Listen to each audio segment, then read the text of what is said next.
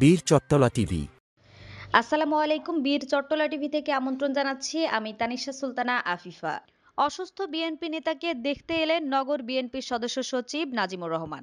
আজ বাদ আসর চট্টগ্রাম নগরীর কদমতলী এলাকায় অসুস্থ সদরঘাট থানার বিএনপির সাবেক সভাপতি ও চট্টগ্রাম মহানগর বিএনপির সদস্য হাজী সালাউদ্দিনকে দেখতে আসেন চট্টগ্রাম মহানগর বিএনপির সদস্য সচিব নাজিমুর রহমান।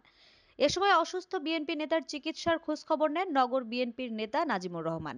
নাজিমুর রহমানের সাথে উপস্থিত ছিলেন নগর বিএনপির সদস্য নুরুদ্দিন হোসেন নুরু, মহানগর বিএনপির সাবেক তাঁতি বিষয়ক সম্পাদক মুহাম্মদ আলী, সদরঘাট থানা বিএনপির সাবেক সহসভাপতি ওমর ফারুক রুবেল, ইব্রাহিম মন্নান মিনু, জাহিদুল ইসলাম, ২৯ নং ওয়ার্ড বিএনপির সাবেক সাধারণ সম্পাদক মুস্তাফিজুর রহমান মোস্তাক, সাবেক সাংগঠনিক সম্পাদক মুহাম্মদ রবিউল হুসাইন, বিএনপি নেতা মুহাম্মদ শাহজাহান, ইদ্রিস, জহির, সাবের, মুহাম্মদ মনু, সদরঘাট যুবদল নেতা নূর খান, মুহাম্মদ মন্নান, সদরঘাট থানা ছাত্রদলের আহ্বায়ক ইউনুস মিয়া জুয়েল, সদরঘাট থানা স্বেচ্ছাসেবক দলের সদস্য সচিব আনোয়ারুল আবেদিন মুন্না সহ আরো অনেকেই উপস্থিত ছিলেন।